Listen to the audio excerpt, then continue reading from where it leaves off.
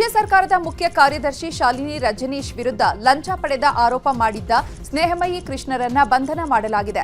ಮುಡಾ ಮಾಜಿ ಆಯುಕ್ತ ಡಿಬಿ ನಟೇಶ್ ಕೊಟ್ಟಂತಹ ದೂರಿನನ್ವಯ ಎಫ್ಐಆರ್ ದಾಖಲಿಸಿ ಬೆಂಗಳೂರಿನ ಸೈಬರ್ ಕ್ರೈಂ ಪೊಲೀಸರು ಬಂಧಿಸಿದ್ದಾರೆ. ಸೋಷಿಯಲ್ ಮೀಡಿಯಾದಲ್ಲಿ ನಟೇಶ್ ವಿರುದ್ಧ ಸಾಮಾಜಿಕ ಕಾರ್ಯಕರ್ತ ಸ್ನೇಹಮಯಿ ಕೃಷ್ಣ ಗಂಭೀರ ಆರೋಪ ಮಾಡಿದ್ರು. ಮುಂಬಡ್ತಿ ಪಡೆಯಲು ಸಿಎಸ್ ಶಾಲಿನಿ ರಜನೀಶ್ಗೆ ಹಣ ನೀಡಿದ್ದಾರೆ ಅಂತ ಆರೋಪಿಸಿದ್ರು. ಸದ್ಯ ಇದರ ಬಗ್ಗೆ ಪೊಲೀಸರು ವಿಚಾರಣೆ ನಡೆಸುತ್ತಿದ್ದಾರೆ. ಇನ್ನು ಸ್ನೇಹಮಯಿ ಕೃಷ್ಣ ಬಂಧನದ ಬಗ್ಗೆ ಮಾತನಾಡಿದ ಪುತ್ರ ವಿವೇಕ್, ಸಿಸಿಬಿನಲ್ಲಿ ನನ್ನ ತಂದೆ ಇಲ್ಲ ಅಂತಿದ್ದಾರೆ. ಹಾಗಾದ್ರೆ ನಮ್ಮ ತಂದೆ ಎಲ್ಲಿ ಹೋದ್ರು? ಕೋರ್ಟ್ನಲ್ಲಿ ಇದ್ದವರನ್ನ ಕರ್ಕೊಂಡು ಹೋದ್ರು ಅಂತ ವಿವೇಕ್ ಹೇಳಿದ್ದಾರೆ. ದಿನ ನ್ಯಾಯಾಲಯದಲ್ಲಿ ಕೇಸ್ ಇರುತ್ತದೆ. ಬೆಳಗ್ಗೆ ಬಂದು ಅಟೆಂಡ್ ಆಗಿರ್ತೀವಿ, ಮಧ್ಯಾಹ್ನಕ್ಕೆ ಪಾಸ್ ಓವರ್ ಮಾಡಿರ್ತಾರೆ. ಮಧ್ಯಾಹ್ನ ಊಟ ಮುಗ್ದು ಆಚೆ ಡಾಕ್ಯುಮೆಂಟ್ಸ್ ತೊಗೊಳಕ್ಕೋಸ್ಕರ ಕಾರ್ ಹತ್ರ ಬರೋ ಟೈಮಲ್ಲಿ ನಾವು CCB ಅವರು ಅಂತ ಹೇಳ್ಬಿಟ್ಟು ಕಾರಲ್ಲಿ ಬಂದು ಕೂರಿಸ್ಕೊಂಡು ಕರ್ಕೊಂಡು ಹೋಗಿದ್ದಾರೆ. ಮೈಸೂರಲ್ಲಿ ನಮ್ಮ ಮನೆಗೆ ಒಂದು 10 ಜನ ಹೋಗಿ ನಾವು CCBರಿಂದ ವಾರೆಂಟ್ ಇದೆ ಅಂದ್ಬಿಟ್ಟು ಮನೆ ಸರ್ಚ್ ಮಾಡ್ತಿದ್ದಾರೆ. ಇಲ್ಲಿ CCB ಅವರು ಅಂತ ನಾವು ಕರ್ಕೊಂಡು ಹೋಗಿದ್ದಾರೆ. ಯಾರಿಗೂ ಏನು ಯಾವ ಕೇಸು ಏನು ಇನ್ಫಾರ್ಮೇಷನ್ ಏನೂ ಕೊಡಲಿಲ್ಲ ಕಂಪ್ಲೀಟಾಗಿ. ಸರ್ CCB ಅವರು ಬಂದು ಕೇಳಿದ್ರೆ ಗೊತ್ತೇ ಇಲ್ಲ ಅನ್ನೋ ರೀತಿ ಹೇಳ್ತಿದ್ದಾರೆ. ನಮಗೇನು ಸಾಮಾಜಿಕ ಕಾರ್ಯಕರ್ತ ಸ್ನೇಹಮಯಿ ಕೃಷ್ಣ ಅರೆಸ್ಟ್ ಆಗಿರುವ ಬಗ್ಗೆ ಸಿಸಿಬಿ ಡಿಸಿಪಿ RI ಕಾಸಿಂ ಮಾಹಿತಿಯನ್ನು ನೀಡಿದ್ದಾರೆ. ಫೆಬ್ರವರಿ 18ರಂದು ನಟೇಶ್ ಎನ್ನುವವರು ಠಾಣೆಯಲ್ಲಿ ದೂರು ಕೊಟ್ಟಿದ್ರು. ನಟೇಶ್ ಅವರ ಫೇಸ್ಬುಕ್ ಖಾತೆಯಿಂದ ಫೋಟೋವನ್ನ ತೆಗೆದುಕೊಂಡು ಸ್ನೇಹಮಯಿ ಕೃಷ್ಣ ಅವರು ಧ್ವನಿ ಮತ್ತು ಫೋಟೋಗಳನ್ನು ಹಾಕಿರ್ತಾರೆ. ಅದರ ಅನ್ವಯ ಇಂದು ಸರ್ಚ್ ವಾರೆಂಟ್ ಅನ್ನು ಪಡೆದು ಕೆಲಸವನ್ನ ಮಾಡಲಾಗ್ತಾ ಇದೆ. ಸ್ನೇಹಮಯಿ ಕೃಷ್ಣ ಅವರಿಗೂ ಕೂಡ ನೋಟಿಸ್ ಅನ್ನು ನೀಡಿ ಕರೆಸಿಕೊಂಡು ವಿಚಾರಣೆ ಮಾಡ್ತಿದ್ದೀವಿ. ವಿಚಾರಣೆಯ ಬಳಿಕ ಅವರನ್ನ ಕೋರ್ಟ್ಗೆ ಹಾಜರುಪಡಿಸುತ್ತೇವೆ ಅಂದಿದ್ದಾರೆ. ಈ ಆಡಿಯೋ ಕ್ಲಿಪ್ ಬಗ್ಗೆ ಮತ್ತೆ ಡಾಕ್ಯುಮೆಂಟ್ಸ್ ಸೃಷ್ಟಿ ಮಾಡಿದ್ದಾರೆ ಅಂತ ಏನು ಕಂಪ್ಲೇಂಟ್ ಅಲ್ಲಿ ನೋಂದಣಿ ಮಾಡ್ಕೊಂಡಿರ್ತೀವಿ. ಅದ್ರ ಬಗ್ಗೆ ಶೋಧ ಮಾಡೋದಕ್ಕೆ ಸಲುವಾಗಿ ನಾವು ನ್ಯಾಯಾಲಯದಲ್ಲಿ ಒಂದು ಸರ್ಚ್ ವಾರೆಂಟ್ ತಗೊಂಡ್ಬಿಟ್ಟು ಸೊ ಇವತ್ತು ನಮ್ಮ 3 ತುಕಡಿಗಳು ಒಂದು ಮೈಸೂರಲ್ಲಿ ಹೋಗಿ ಸರ್ಚ್ ವಾರೆಂಟ್ ಮೇರೆಗೆ ದಾಖಲಾತಿ ಪರಿಶೀಲನೆ ಮಾಡೋದಕ್ಕೆ. ಇನ್ನು ಸ್ನೇಹಮಯಿ ಕೃಷ್ಣ ಬಂಧನದ ಹಿನ್ನೆಲೆ ಅವರ ಮನೆಯಲ್ಲಿ ಸಿಸಿಬಿ ಅಧಿಕಾರಿಗಳು ತಪಾಸಣೆ ಮಾಡ್ತಿದ್ದಾರೆ. ಮೈಸೂರಿನಲ್ಲಿರುವ 2 ಮನೆಗೆ ಸಿಸಿಬಿ ಪೊಲೀಸರು ಭೇಟಿ ನೀಡಿ ಪರಿಶೀಲನೆ ಮಾಡ್ತಿದ್ದಾರೆ. ವಾರೆಂಟ್ ಪಡೆದು 10ಕ್ಕೂ ಹೆಚ್ಚು ಅಧಿಕಾರಿಗಳಿಂದ ಶೋಧ ಕಾರ್ಯ ಮಾಡಲಾಗ್ತಾ ಇದೆ. ದಾಖಲೆ ಪರಿಶೀಲನೆಯ ವೇಳೆ ವಿಡಿಯೋ ರೆಕಾರ್ಡ್ ಮಾಡಿದ್ದಾರೆ. ಇನ್ನು ಸ್ನೇಹಮಯಿ ಕೃಷ್ಣ ಅವರ ಪತ್ನಿಯನ್ನು ಕೂಡ ವಿಚಾರಣೆ ನಡೆಸುತ್ತಿದ್ದಾರೆ. ಸಾಮಾಜಿಕ ಕಾರ್ಯಕರ್ತ ಸ್ನೇಹಮಯಿ ಕೃಷ್ಣ ಇಂದು ಸಿಎಂ ಸಿದ್ದರಾಮಯ್ಯ ವಿರುದ್ಧ ಮುಡಾ ಹಗರಣ ಪ್ರಕರಣಕ್ಕೆ ಸಂಬಂಧಪಟ್ಟಂತೆ ಕೋರ್ಟ್ಗೆ ಹಾಜರಾಗಿದ್ರು. ಇವತ್ತು ಅಂತಿಮ ವರದಿಯನ್ನ ಲೋಕಾಯುಕ್ತ ಪೊಲೀಸರು ಸಲ್ಲಿಸಬೇಕಿತ್ತು. ಹೀಗಾಗಿ ಕೋರ್ಟ್ಗೆ ಹಾಜರಾಗಿದ್ರು. ಆದರೆ ಕೋರ್ಟ್ ಮಧ್ಯಾಹ್ನಕ್ಕೆ ವಿಚಾರಣೆಯನ್ನ ಮುಂದೂಡಿತ್ತು. ಆದರೆ ಮಧ್ಯಾಹ್ನ ನ್ಯಾಯಾಲಯದ ಹೊರಗಡೆಯೇ ಸ್ನೇಹಮಯಿ ಕೃಷ್ಣರನ್ನ ಸಿಸಿಬಿ ಅಧಿಕಾರಿಗಳು ವಶಕ್ಕೆ ಪಡೆದು ಕರೆದೊಯ್ದಿದ್ದಾರೆ. ಹೀಗಾಗಿ ತಂದೆ ಪರ ಪುತ್ರ ನ್ಯಾಯಾಲಯಕ್ಕೆ ಹಾಜರಾಗಿದ್ರು. ಈ ವೇಳೆ ನಮ್ಮ ತಂದೆಯನ್ನ ಪ್ರಕರಣವೊಂದರಲ್ಲಿ ಬಂಧಿಸಲಾಗಿದ್ದು ನಮಗೆ ಮುಂದಿನ ದಿನಾಂಕವನ್ನ ನೀಡಿ ಅಂತ ಮನವಿ ಮಾಡಿದ್ದಾರೆ. ಹೀಗಾಗಿ ಮಾರ್ಚ್ 3ಕ್ಕೆ ವಿಚಾರಣೆಯನ್ನ ಜನಪ್ರತಿನಿಧಿಗಳ ವಿಶೇಷ ಕೋರ್ಟ್ ಮುಂದೂಡಿದೆ. ಸ್ನೇಹಮಯಿ ಕೃಷ್ಣ ಬಂಧನವನ್ನ ಬಿಜೆಪಿ ನಾಯಕರು ಖಂಡಿಸಿದ್ದಾರೆ. ಇದು ದುರಾಡಳಿತದ ನಿದರ್ಶನ, ಎಮರ್ಜೆನ್ಸಿ ಅಂತ ವಿಪಕ್ಷ ನಾಯಕ ಅಶೋಕ್ ಕಿಡಿಕಾರಿದ್ದಾರೆ. ಸತ್ಯಕ್ಕೆ ಹೋರಾಟ ಮಾಡಿದವರನ್ನ ಅರೆಸ್ಟ್ ಮಾಡಿದ್ದಾರೆ. ಇದು ಗಾಂಧೀಜಿ ಆಶಯಕ್ಕೆ ವಿರೋಧ ಅಂತ ಅಶೋಕ್ ಹೇಳಿದ್ದಾರೆ. ಇನ್ನು ಹುಬ್ಬಳ್ಳಿಯಲ್ಲಿ ಕೇಂದ್ರ ಸಚಿವ ಪ್ರಹ್ಲಾದ್ ಜೋಶಿ ಪ್ರತಿಕ್ರಿಯೆ ನೀಡಿದ್ದು ಸಿಎಂ ವಿರುದ್ಧದ ಆರೋಪಕ್ಕೆ ಸೇಡು ತೀರಿಸಿಕೊಳ್ಳುವಂತಹ ಪ್ರಯತ್ನ ಇದು ಅಂತ ಕಿಡಿಕಾರಿದ್ದಾರೆ. ಇನ್ನು ಸಿಸಿಬಿಯಿಂದ ಸ್ನೇಹಮಯಿ ಕೃಷ್ಣ ಬಂಧನದ ಕ್ರಮವನ್ನ ಯತೀಂದ್ರ ಸಿದ್ದರಾಮಯ್ಯ ಸಮರ್ಥಿಸಿಕೊಂಡಿದ್ದಾರೆ. ಹಾಸನದಲ್ಲಿ ಮಾತನಾಡಿದ ಯತೀಂದ್ರ, ಆಧಾರ ರಹಿತ ಆರೋಪವನ್ನ ಮಾಡಿದ್ರೆ, ತೇಜೋವಧೆಯನ್ನ ಮಾಡಿದ್ರೆ ಖಂಡಿತವಾಗಿ ಶಿಕ್ಷೆ ಕೊಡಬೇಕು, ಕ್ರಮ ಆಗಬೇಕು ಅಂದಿದ್ದಾರೆ. ರಾಜಕಾರಣಿಗಳೇನೋ ಪಾಪ ಜನರಿಗೆ ಅಕೌಂಟಬಲ್ ಆಗಿರಬೇಕು. ಹಾಗಾಗಿ ಆಧಾರಿತ ಆರೋಪಗಳನ್ನು ಮಾಡೋದು ಕೂಡ ಸಹಿಸ್ತಾರೆ, ಹೋರಾಟ ಮಾಡ್ತಾರೆ. ಪಾಪ ಅಧಿಕಾರಿಗಳ ಮೇಲೆ ಸುಮ್ಮನೆ ತೇಜೋವಧೆ ಮಾಡೋದು, ಆರೋಪರಹಿತ ಆರೋಪಗಳನ್ನು ಮಾಡಿದಾಗ ಅದನ್ನು ಖಂಡಿತ ಅದಕ್ಕೆ ಶಿಕ್ಷೆ ಕೊಡಬೇಕು, ಕ್ರಮ ಜರುಗಿಸಬೇಕು. ಯಾವುದೇ ಆಧಾರ ಇಲ್ಲದೆ ಒಬ್ಬರು ಅಧಿಕಾರಿ ಮೇಲೆ ಆರೋಪ ಮಾಡಿ ಅವ್ರು ತೇಜೋವಧೆ ಮಾಡಿದ್ರೆ ಅವ್ರು ಯಾಕೆ ಸುಮ್ಮನೆ ಇರ್ತಾರೆ? ಖಂಡಿತ ಅವ್ರ ಮೇಲೆ ಕ್ರಮ ತೆಗೆದುಕೊಳ್ತಾರೆ. ಈಗ ಮೂಡ ಮೇಲೆ ಏನು ಆರೋಪಗಳಿದೆ ಅದಕ್ಕೆ ಈಗಾಗಲೇ ನಾವು ತನಿಖೆ ಕೂಡ ಕೊಟ್ಟಿದ್ದೀವಿ. ಸೊ ಕೆಂಪಣ್ಣ ಆಯೋಗನೂ ಇದೆ. ಸೊ ಅವ್ರು ಅದನ್ನು ನೋಡಿಬಿಟ್ಟು ಮೂಡದಲ್ಲಿ ಏನು ಅವ್ಯವಹಾರ ಆಗಿದ್ದರೆ ಅದ್ರ ಪ್ರಕಾರ ಅದ್ರ ಮೇಲೆ ಕ್ರಮ. ಕ್ರೈಮ್ ಸುದ್ದಿಗಳನ್ನ ನೋಡೋಣ. ಛತ್ರಪತಿ ಶಿವಾಜಿ ಜಯಂತಿ ಮೆರವಣಿಗೆಯ ವೇಳೆ ಕಲ್ಲು ಹಾಗೂ ಚಪ್ಪಲಿ ತೂರಿದ ಘಟನೆ ಬಾಗಲಕೋಟೆ ಹಳೆ ನಗರದ ಪಂಕಾ ಮಸೀದಿ ಬಳಿ ನಡೆದಿದೆ. ಈ ಘಟನೆಯಲ್ಲಿ ಹಲವರಿಗೆ ಗಾಯವಾಗಿದ್ದು ಆಸ್ಪತ್ರೆಗೆ ದಾಖಲಿಸಲಾಗಿದೆ. ಇನ್ನು ಎಸ್ಪಿ ಸಿದ್ಧಾರ್ಥ್ ಗೋಯಲ್ ಅವರಿಗೂ ಕೂಡ ಕಲ್ಲೇಟು ಬಿದ್ದಿದೆ. ಈ ಘಟನೆಯಿಂದಾಗಿ ಪೊಲೀಸರು ಹಾಗೂ ಸ್ಥಳೀಯರ ನಡುವೆ ನೂಕಾಟ ತಳ್ಳಾಟ ನಡೆದಿದೆ. ಘಟನಾ ಸ್ಥಳದಲ್ಲಿ ಪೊಲೀಸ್ ಬಿಗಿ ಭದ್ರತೆ ಏರ್ಪಡಿಸಲಾಗಿದೆ. ಇನ್ನು ಈ ಘಟನೆಗೆ ಸಂಬಂಧಪಟ್ಟಂತೆ ಒಟ್ಟು 8 ಜನರನ್ನ ಬಂಧಿಸಲಾಗಿದೆ ಅಂತ ಬಾಗಲಕೋಟೆ ಎಸ್ಪಿ ಸಿದ್ಧಾರ್ಥ್ ಗೋಯಲ್ ಮಾಹಿತಿ ನೀಡಿದ್ದಾರೆ. ನಿನ್ನೆ ಘಟನೆ ಆದ ನಂತರ ನಾವು ಅದರ ವಿಚಾರವಾಗಿ ಸೋಮೋಟೋ ಕೇಸ್ ರಿಜಿಸ್ಟರ್ ಮಾಡಿದ್ದೀವಿ. ನಮ್ಮಲ್ಲಿ ಕೂಡ ತುಂಬ ವಿಡಿಯೋ ಫುಟೇಜ್ ಇತ್ತು. ಅದು ಆಧಾರ ಮೇಲೆ ನಾವು ಈಗಾಗಲೇ 8 ಜನಕ್ಕೆ ಅರೆಸ್ಟ್ ಮಾಡಿದ್ವಿ. ಅದರಲ್ಲಿ ಒಬ್ಬ ವ್ಯಕ್ತಿ ಅಂಜೀರ್, ನಮ್ಮ ಬಾಗಲಕೋಟೆ ನವನಗರ ವಾಸಿ, 28 ವಯಸ್ಸು. ಅವನು ನಮ್ಮ ವಿಡಿಯೋ ಅಲ್ಲಿ ನಾವೇನು ವಿಡಿಯೋ ರೆಕಾರ್ಡ್ ಮಾಡಿದ್ದೀವಿ ಕ್ಲಿಯರ್ ಕಟ್ ಆಗಿ ಕಂಡು ಬರ್ತಾ ಇದೆ. ಅಲ್ಲಿ ಒಂದು ಶೂ ರ್ಯಾಕ್ ಇತ್ತು. ಆ 2 ಕಲ್ಲು ತಗೊಂಡು ಅವರು ಬಿಸಾಕ ಹಾಕ್ತಾನೆ, ವಿದಿನ್ ಫ್ರಾಕ್ಷನ್ ಆಫ್ ಸೆಕೆಂಡ್ ಬಿಸಾಕ ಹಾಕ್ತಾನೆ. ಅವರು ಕೂಡ ಇದಕ್ಕೆ ನಮಗೆ ಒಪ್ಪಿದ್ದಾನೆ. ಅದನ್ನು ನಾವು ವೆರಿಫೈ ಕೂಡ ಮಾಡಿದ್ದೀವಿ. ಅದು ಆದ ನಂತರ ವಿಡಿಯೋ ಫುಟೇಜ್ ಐಡೆಂಟಿಫೈ ಮಾಡಿ ನಾವು ಆ ವ್ಯಕ್ತಿಗೆ ಪ್ಲಸ್ ಇನ್ನೂ 7 ಜನಕ್ಕೆ ಅರೆಸ್ಟ್ ಮಾಡಿದ್ದೀವಿ. ಈಗಾಗಲೇ ಅವರಿಗೆ ಜುಡಿಷಿಯಲ್ ಕಸ್ಟಡಿಗೆ ಪ್ರೊಡ್ಯೂಸ್ ಮಾಡ್ತಾ ಇದ್ದೀವಿ. ಯಾವುದೋ ಮೇಜರ್ ಪ್ರೊವೊಕೇಶನ್ ಇಲ್ಲ, ಮಿಸ್ಕ್ರಿಯೆನ್ಸ್, ಕೆಲವು ಕಿಟಕಿಗಳು ಈ ಥರ ಮಾಡಿದ್ವಿ. ಕಲ್ಲು ತೂರಾಟ ಪ್ರಕರಣಕ್ಕೆ ಸಂಬಂಧಪಟ್ಟಂತೆ ಕಿಲ್ಲಾ ಗಲ್ಲಿಯಲ್ಲಿ ಹಿಂದೂ ಕಾರ್ಯಕರ್ತರು ನಡೆಸಿದಂತಹ ಸಭೆ ಅಂತ್ಯವಾಗಿದೆ. ಸಭೆ ಬಳಿಕ ನಗರದಲ್ಲಿ ಅಂಗಡಿ ಮುಂಗಟ್ಟುಗಳನ್ನು ಬಂದ್ ಮಾಡಲು ಕಾರ್ಯಕರ್ತರು ಯತ್ನಿಸಿದ್ದಾರೆ. ಈ ವೇಳೆ ಪೊಲೀಸರು ತಡೆ ಹಿಡಿದಿದ್ದಕ್ಕೆ ಮಾತಿನ ಚಕಮಕಿ ನಡೆದಿದೆ. ಬಳಿಕ ಮುಧೋಳ ನಗರದಲ್ಲಿ ಹಿಂದೂ ಕಾರ್ಯಕರ್ತರು ಪ್ರತಿಭಟನೆ ನಡೆಸಿದ್ದಾರೆ. ನಗರದ ಶಿವಾಜಿ ವೃತ್ತದಲ್ಲಿ ತರಕಾರಿ ಮಾರುಕಟ್ಟೆ ಬಳಿ ಕೆಲ ಕಿಡಿಗೇಡಿಗಳು ಕಲ್ಲು ತೂರಿದ್ದು ಪೊಲೀಸರು ಲಾಠಿ ಚಾರ್ಜ್ ಮಾಡಿದ್ದಾರೆ. ಇನ್ನು ಘಟನಾ ಸ್ಥಳಕ್ಕೆ ಡಿಸಿ ಸಂಗಪ್ಪ ಭೇಟಿ ನೀಡಿ ಪರಿಶೀಲನೆಯನ್ನು ನಡೆಸಿದ್ದಾರೆ. ಪರಿಸ್ಥಿತಿ ಬಗ್ಗೆ ಪೊಲೀಸರಿಂದ ಮಾಹಿತಿಯನ್ನು ಪಡೆದುಕೊಂಡಿದ್ದಾರೆ. ಈ ವೇಳೆ ಮಾತನಾಡಿದ ಡಿಸಿ ಶಾಂತಿ ಕಾಪಾಡುವಂತೆ ಸಾರ್ವಜನಿಕರಿಗೆ ಮನವಿ ಮಾಡಿದ್ರು. ಘಟನೆ ಆಗಿದೆಲ್ಲ ಪ್ರಸಂಗ ಕಾನೂನು ರೀತಿಯ ಕ್ರಮ ವಹಿಸ್ತಾ ಇದ್ದೆವು. ಈಗಾಗಲೇ ಬೆಳಿಗ್ಗೆ ಕೂಡ ಈ ಥರ ಒಂದು ಸ್ವಲ್ಪ ಕೆಲವೊಂದು ಕಡೆ ಕಲ್ಲು ತೂರಾಟ ನಡೆದಿದ್ದೆವು. ನಮ್ಮ ಪೊಲೀಸ್ ವರಿಷ್ಠಾಧಿಕಾರಿಗಳು ಮತ್ತು IGP ಸಾಹೇಬರು ಬಂದಿದ್ದಾರೆ. ಅವರು ಕೂಡ ಈಗ ಎಲ್ಲ ಫೋರ್ಸ್ ಮಾಡಿದ್ದಾರೆ. ನಾವು ಎಲ್ಲರ ಸಾರ್ವಜನಿಕರಲ್ಲಿ ಮನವಿ ಮಾಡುತ್ತೀವಿ, ಯಾವ ಧರ್ಮದವರಿಗೆ ಶಾಂತಿ ಕಾಪಾಡುವುದು ಅಂತ ಕರ್ತವ್ಯ. ಯಾರು ಇನ್ನು ಕಲ್ಲು ತೂರಾಟ ಪ್ರಕರಣವನ್ನ ಬಿಜೆಪಿ ನಾಯಕರು ಖಂಡಿಸಿದ್ದಾರೆ. ಕೇಂದ್ರ ಸಚಿವ ಪ್ರಹ್ಲಾದ್ ಜೋಶಿ ಮಾತನಾಡಿ, ಕಾಂಗ್ರೆಸ್ ಸರ್ಕಾರ ಬಂದಾಗ್ಲೇ ಯಾಕೆ ಹೀಗಾಗುತ್ತೆ? ಪೊಲೀಸರಿಗೆ ಫ್ರೀ ಹ್ಯಾಂಡ್ ಕೊಟ್ರೆ ಹೀಗೆ ಆಗಲ್ಲ. ಆದ್ರೆ ಕಾಂಗ್ರೆಸ್ ಪೊಲೀಸರ ಮೇಲೆ ಹಿಡಿತ ಇಟ್ಕೊಂಡಿದೆ ಅಂತ ಕಿಡಿಕಾರಿದ್ದಾರೆ. ಇನ್ನು ಇದೇ ವಿಚಾರವಾಗಿ ಆರ್ ಅಶೋಕ್, ವಿಜಯೇಂದ್ರ, ಛಲವಾದಿ ನಾರಾಯಣಸ್ವಾಮಿ, ರವಿಕುಮಾರ್ ಕೂಡ ಪ್ರತಿಕ್ರಿಯಿಸಿದ್ದಾರೆ. ಅವರು 8 ಜನ ಅರೆಸ್ಟ್ ಮಾಡಿದ್ದೀವಿ ಅಂತಾನೆ ಹೇಳಿದ್ದಾರೆ. ಪ್ರಶ್ನೆ ಇರೋದು, ನಿಮ್ಮ ಸರ್ಕಾರ ಬಂದಾಗ ಯಾಕೆ ಹಿಂಗಾಗ್ತದಂತ. ನಾನು ಅತ್ಯಂತ ಸ್ಪಷ್ಟವಾಗಿ ಹೇಳಲಿಕ್ಕೆ ಬಯಸ್ತೇನೆ, ನಮ್ಮ ಪೊಲೀಸರಿಗೆ ನೀವು ಫ್ರೀ ಹ್ಯಾಂಡ್ ಕೊಟ್ರೆ, ಭಾರತದ್ದೇ ಅದರಲ್ಲಿಯೂ ಮತ್ತು ಕರ್ನಾಟಕದ ಪೊಲೀಸ್ ವ್ಯವಸ್ಥೆ ಬಹಳ ಪಕ್ಕ ಇದೆ. ಆದರೆ ಅವರಿಗೆ ಒಂದು ಮೆರವಣಿಗೆ ಮೇಲೆ ಈ ದುಷ್ಕರ್ಮಿಗಳು ಕಲ್ಲು ತೂರಾಟ ಮಾಡಿ, ಪೊಲೀಸರ ಮೇಲೆ ಹಲ್ಲೆ ಮಾಡಿ, SP ಮೇಲೆ ಕಲ್ಲು ತೂರಾಟ ಮಾಡಿ ಗಾಯ ಆಗಿರೋವಂಥದ್ದು, ಇವೆಲ್ಲನೂ ಕೂಡ ಪೂರ್ವ ನಿಯೋಜಿತ. ಇವೆಲ್ಲ ಬಾಗಲಕೋಟೆಯಲ್ಲಿ ಶಿವಾಜಿ ಜಯಂತಿಯ ಸಂದರ್ಭದಲ್ಲಿ ಕೆಲವು ದೇಶದ್ರೋಹಿಗಳು ಮೆರವಣಿಗೆ ಮೇಲೆ ಕಲ್ಲು ತೂರಾಟವನ್ನು ನಡೆಸಿದ್ರು. ಇವರು ಯಾರು ಅನ್ನೋದನ್ನು ಈಗಾಗಲೇ ಪೊಲೀಸರು ಪತ್ತೆ ಹಚ್ಚಿದ್ದಾರೆ. ನಾನು ಮಾನ್ಯ ಮುಖ್ಯಮಂತ್ರಿಗಳಲ್ಲಿ ಹಾಗೂ ಗೃಹ ಸಚಿವರಲ್ಲಿ ನಾನು ಆಗ್ರಹ ಪಡಿಸ್ತೇನೆ, ಇಂಥ ದೇಶದ್ರೋಹಿಗಳನ್ನು ತತ್ಕ್ಷಣ ಒದ್ದು ಒಳಗಾಕುವಂಥ ಕೆಲಸ ಮಾಡಬೇಕು.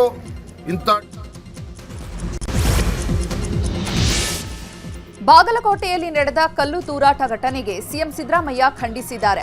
ಕಲ್ಲು ತೂರಾಟ ಘಟನೆಯು ಸಮಾಜದ ಶಾಂತಿ ಸೌಹಾರ್ದತೆಗೆ ಮಾರಕ. ಇದನ್ನ ನಾನು ಮತ್ತು ನಮ್ಮ ಸರ್ಕಾರ ಬಲವಾಗಿ ಖಂಡಿಸುತ್ತೇವೆ. ಈ ಘಟನೆಯ ಬಗ್ಗೆ ಹಿರಿಯ ಪೊಲೀಸ್ ಅಧಿಕಾರಿಗಳ ಬಳಿ ಚರ್ಚಿಸಿದ್ದೇನೆ. ನಿಷ್ಪಕ್ಷಪಾತ ತನಿಖೆಯನ್ನು ನಡೆಸಲು ಸೂಚಿಸಿದ್ದೇನೆ. ದುಷ್ಕೃತ್ಯ ಎಸಗಿದಂತಹ ಪುಂಡರಿಗೆ ಕಾನೂನಿನ ಮೂಲಕ ತಕ್ಕ ಉತ್ತರ ನೀಡುವಂತೆ ಸೂಚನೆ ನೀಡಿದ್ದೇನೆ. ಸಾರ್ವಜನಿಕರು ಯಾವುದೇ ಪ್ರಚೋದನೆಗಳಿಗೆ ಕಿವಿಗೊಡಬಾರದು, ಸಂಯಮದಿಂದ ವರ್ತಿಸಿ ಅಂತ ಎಕ್ಸ್ನಲ್ಲಿ ಸಿಎಂ ಪೋಸ್ಟ್ ಮಾಡಿದ್ದಾರೆ. ಇನ್ನು ಇದೇ ವಿಚಾರವಾಗಿ ಬಾಗಲಕೋಟೆ ಜಿಲ್ಲಾ ಉಸ್ತುವಾರಿ ಸಚಿವ RB ತಿಮ್ಮಾಪುರ್ ಪ್ರತಿಕ್ರಿಯೆ ನೀಡಿದ್ದಾರೆ. ಯಾರೇ ತಪ್ಪು ಮಾಡಲಿ ಕಠಿಣ ಕ್ರಮ ಕೈಗೊಳ್ಳಲಾಗುತ್ತೆ. ಗಲಭೆ ಬಗ್ಗೆ ಶಾಂತಿ ಸಭೆಯನ್ನು ನಡೆಸಲಾಗುತ್ತದೆ ಎಂದಿದ್ದಾರೆ. ಬಾಗಲಕೋಟೆಯಲ್ಲಿ ನಡೆದ ಕಲ್ಲು ತೂರಾಟ ಘಟನೆಯನ್ನ ಖಂಡಿಸಿ ಹುಬ್ಬಳ್ಳಿಯಲ್ಲಿ ಶ್ರೀರಾಮ ಸೇನೆ ನೇತೃತ್ವದಲ್ಲಿ ಪ್ರತಿಭಟನೆ ಮಾಡಲಾಗಿದೆ. ಸಂಗೊಳ್ಳಿ ರಾಯಣ್ಣ ವೃತ್ತದ ಬಳಿ ಟೈರ್ಗೆ ಬೆಂಕಿ ಹಚ್ಚಿ ಸರ್ಕಾರದ ವಿರುದ್ಧ ಆಕ್ರೋಶ ವ್ಯಕ್ತಪಡಿಸಿದ್ದಾರೆ. ಕಲ್ಲು ತೂರಾಟ ಮಾಡಿದ ಮತಾಂಧರನ್ನ ಕೂಡಲೇ ಬಂಧಿಸಬೇಕು ಅಂತ ತಹಶೀಲ್ದಾರ್ ಮೂಲಕ ರಾಜ್ಯ ಸರ್ಕಾರಕ್ಕೆ ಮನವಿ ಸಲ್ಲಿಕೆ ಮಾಡಲಾಯಿತು. ಚಿತ್ರದುರ್ಗದಲ್ಲಿ ಡಿ ಗ್ಯಾಂಗ್ ಸ್ಟೈಲ್ನಲ್ಲಿ ಭೀಕರ ಹತ್ಯೆಯಾಗಿದೆ.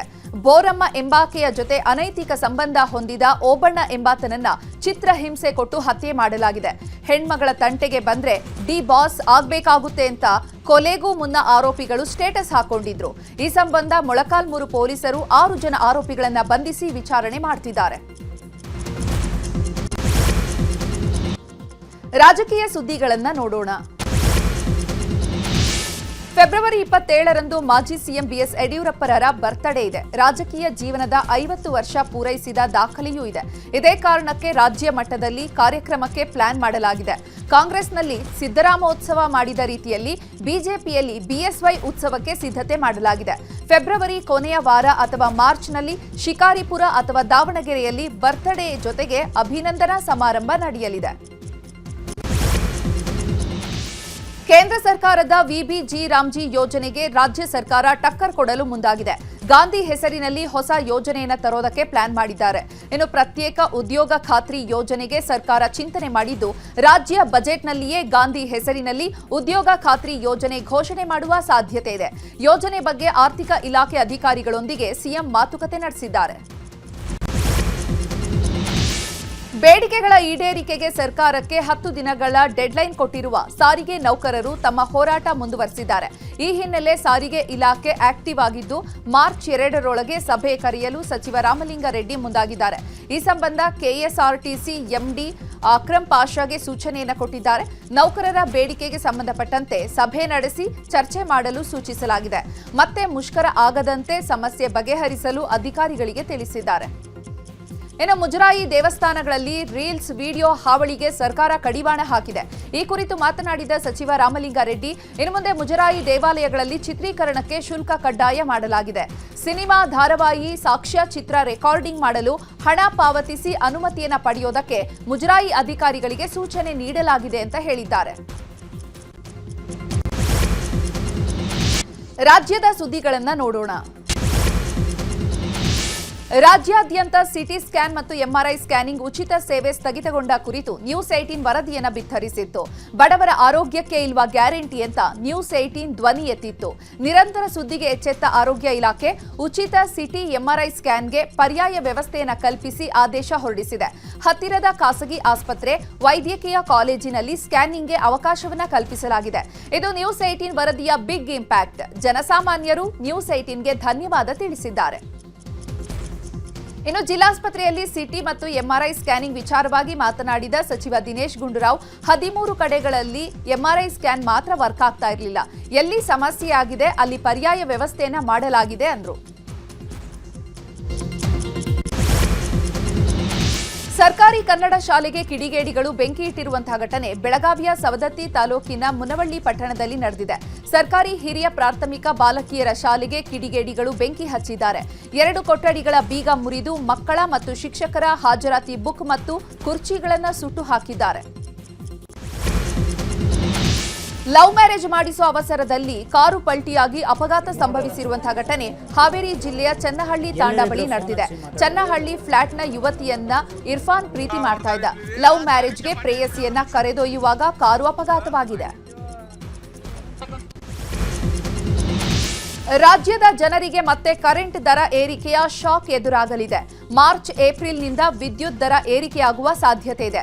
ವಿದ್ಯುತ್ ದರ ಏರಿಕೆ ಮಾಡಲು ಎಸ್ಕಾಂಗಳಿಂದ ಪ್ರಸ್ತಾವನೆ ಸಲ್ಲಿಸಲಾಗಿದ್ದು, ಪ್ರತಿ ಯೂನಿಟ್ಗೆ 67 ಪೈಸೆ ಹೆಚ್ಚಳಕ್ಕೆ ಎಸ್ಕಾಂಗಳು ಮನವಿ ಮಾಡಿವೆ. ಎಸ್ಕಾಂಗಳ ಒತ್ತಾಯಕ್ಕೆ ಮಣಿದು ದರ ಪರಿಷ್ಕರಣೆಗೆ ಕೆಇಆರ್ಸಿ ಸಿದ್ಧತೆ ನಡೆಸಿದೆ. ನವದೆಹಲಿಯ ಭಾರತ್ ಮಂಟಪದಲ್ಲಿ ನಡೀತಾ ಇರುವಂತಹ ಎಐ ಶೃಂಗಸಭೆಯಲ್ಲಿ ಬಿಡಬ್ಲ್ಯೂಎಸ್ಎಸ್ಪಿ ಅಧ್ಯಕ್ಷ ಡಾಕ್ಟರ್ ರಾಮ್ ಪ್ರಸಾದ್ ಮನೋಹರ್ ಭಾಗಿಯಾಗಿ ಭಾಷಣ ಮಾಡಿದ್ದಾರೆ. ಮಾಡೆಲ್ ಟು ಮಾಸಸ್ ಹವಾಮಾನ ವೈಪರೀತ್ಯ ಎದುರಿಸಲು ಎಐ ಬಳಕೆ ಎಂಬ ಸಂವಾದದಲ್ಲಿ ರಾಮ್ ಪ್ರಸಾದ್ ಮನೋಹರ್ ಭಾಗವಹಿಸಿದ್ರು. ಬೆಂಗಳೂರು ಜಲಮಂಡಳಿಯು ಸಾಂಪ್ರದಾಯಿಕ ಪದ್ಧತಿಯಿಂದ ಹೊರಬಂದು ಸ್ಮಾರ್ಟ್ ತಂತ್ರಜ್ಞಾನ ಆಧಾರಿತ ಸಂಸ್ಥೆಯಾಗಿ ಹೇಗೆ ಬದಲಾಗಿದೆ ಅನ್ನೋದನ್ನ ಪ್ರತಿಪಾದಿಸಿದ್ರು. In our BWSSB, when we started implementing this AI-enabled system, not only in water pumping station and groundwater pumping station, even for the sewage water treatment purpose. Because many of the sewage treatment plants are running across city which is spread across 800 square kilometer area. So it's very inhuman for a human being to sit and control the operations of the sewage treatment plant. In that case, what we have done, we have developed a small device tool to get the data and analyze and give the input to the field level officials to switch on or switch off, what are the things to be done, the protocol to be followed. ದೇಶದ ಸುದ್ದಿಗಳನ್ನ ನೋಡೋಣ. ದೆಹಲಿಯ ಭಾರತ್ ಮಂಟಪದಲ್ಲಿ ನಡೀತಾ ಇರುವ AI impact ಶೃಂಗಸಭೆಯಲ್ಲಿ ಯುವ ಕಾಂಗ್ರೆಸ್ ಕಾರ್ಯಕರ್ತರು ಪ್ರತಿಭಟನೆ ಮಾಡಿದ್ದಾರೆ. ಪ್ರಧಾನಿ ಮೋದಿ ಹಾಗೂ ಟ್ರಂಪ್ ಫೋಟೋಗಳಿರುವಂತಹ ಅಂಗಿಗಳನ್ನ ಕೈಯಲ್ಲಿ ಹಿಡಿದು ಪ್ರತಿಭಟನೆ ನಡೆಸಿದ್ದಾರೆ. ಇನ್ನು ಕಾಂಗ್ರೆಸ್ನ ಈ ವರ್ತನೆ ದೇಶವೇ ತಲೆ ತಗ್ಗಿಸುವಂತೆ ಮಾಡಿದೆ ಅಂತ ಬಿಜೆಪಿ ಕಿಡಿಕಾರಿದೆ. ಕೇಂದ್ರ ಗೃಹ ಸಚಿವ ಅಮಿತ್ ಶಾ ದಾಖಲಿಸಿದ ಮಾನಹಾನಿ ಪ್ರಕರಣಕ್ಕೆ ಸಂಬಂಧಪಟ್ಟಂತೆ ಲೋಕಸಭಾ ವಿಪಕ್ಷ ನಾಯಕ ರಾಹುಲ್ ಗಾಂಧಿ ವಿಚಾರಣೆಗಾಗಿ ಇವತ್ತು ಕೋರ್ಟ್ಗೆ ಹಾಜರಾಗಿದ್ರು. 2018ರಲ್ಲಿ ದಾಖಲಾಗಿದ್ದ ಪ್ರಕರಣಕ್ಕೆ ಸಂಬಂಧಪಟ್ಟಂತೆ ಉತ್ತರ ಪ್ರದೇಶದ ಸುಲ್ತಾನಪುರದ ಕೋರ್ಟ್ಗೆ ಹಾಜರಾಗಿದ್ರು. ಇನ್ನು ಮಾರ್ಚ್ 9ಕ್ಕೆ ವಿಚಾರಣೆಯನ್ನ ಮುಂದೂಡಲಾಗಿದೆ. ಇತ್ತೀಚಿನ ದಿನಗಳಲ್ಲಿ ಬಾಲಿವುಡ್ ಸೆಲೆಬ್ರಿಟಿಗಳು ಆತಂಕದಲ್ಲೇ ದಿನ ಕಳೆಯುವಂತಾಗಿದೆ. ಬಾಲಿವುಡ್ ನಟ ರಣವೀರ್ ಸಿಂಗ್ಗೆ ಬೆದರಿಕೆಯ ಕರೆ ಬಂದಿದೆ. ವಿದೇಶದಿಂದ ವಾಯ್ಸ್ ಮೂಲಕ ಮೆಸೇಜ್ ಕಳಿಸಿದ್ದು 10 ಕೋಟಿ ಕೊಡುವಂತೆ ಬಿಷ್ಣೋಯ್ ಗ್ಯಾಂಗ್ ವಾರ್ನಿಂಗ್ ನೀಡಿದ್ದಾರೆ. ಒಂದು ವೇಳೆ 10 ಕೋಟಿ ಹಣ ನೀಡದೇ ಇದ್ರೆ ಕೊಲ್ಲುವುದಾಗಿ ಬೆದರಿಕೆಯನ್ನ ಹಾಕಿದ್ದಾರೆ. ಇದರಿಂದಾಗಿ ಮುಂಬೈನ ರಣವೀರ್ ಸಿಂಗ್ ಮನೆಗೆ ಹೆಚ್ಚಿನ ಭದ್ರತೆಯನ್ನ ನೀಡಲಾಗಿದೆ. ಕ್ರಿಕೆಟ್ ಪಂದ್ಯದ ವೇಳೆ ಜೇನು ಹುಳುಗಳ ದಾಳಿಯಿಂದಾಗಿ ಕ್ರಿಕೆಟ್ ಅಂಪೈರ್ ಮೃತಪಟ್ಟಿದ್ದಾರೆ. ಉತ್ತರ ಪ್ರದೇಶದ ಉನ್ನಾವೋದ ಸಫ್ರೋ ಕ್ರೀಡಾಂಗಣದಲ್ಲಿ ಈ ಘಟನೆ ನಡೆದಿದೆ. ಅನುಭವಿ ಕ್ರಿಕೆಟ್ ಅಂಪೈರ್ ಮಾಣಿಕ್ ಗುಪ್ತಾ ಸಾವಿಗೀಡಾಗಿದ್ದಾರೆ. ಪಂದ್ಯ ವಿರಾಮದ ವೇಳೆ ಸಹ ಅಂಪೈರ್ ಅವರನ್ನ ಭೇಟಿ ಮಾಡಲು ಹೋದಾಗ ಇದ್ದಕ್ಕಿದ್ದಂತೆ ಜೇನು ಹುಳುಗಳು ದಾಳಿ ಮಾಡಿ ಅಂಪೈರ್ ಮಾಣಿಕ್ ಅವರನ್ನ ಸುತ್ತುವರೆದು ಕಚ್ಚಿವೆ. ಅಮೆರಿಕ ಮತ್ತು ಇರಾನ್ ನಡುವಿನ ಉದ್ವಿಗ್ನತೆ ಉತ್ತುಂಗಕ್ಕೇರಿದೆ. ಈಗ ಅಮೆರಿಕ ಇರಾನ್ಗೆ ಕೇವಲ 10 ದಿನಗಳ ಗಡುವು ನೀಡಿದೆ. ಅಣ್ವಸ್ತ್ರ ಕಾರ್ಯಕ್ರಮ ಒಪ್ಪಂದ ವಿಚಾರವಾಗಿ ತಾವು ಹೇಳಿದ ಹಾಗೆ ಕೇಳದಿದ್ರೆ ಯುದ್ಧ ಗ್ಯಾರಂಟಿ, ಪರಿಣಾಮಗಳು ಭೀಕರವಾಗಿರುತ್ತೆ ಅಂತ ಅಧ್ಯಕ್ಷ ಟ್ರಂಪ್ ಬೆದರಿಕೆ ಹಾಕಿದ್ದಾರೆ. ಅಮೆರಿಕ ಅಧ್ಯಕ್ಷ ಟ್ರಂಪ್ಗೆ ಇರಾನ್ ತಿರುಗೇಟು ನೀಡಿದೆ.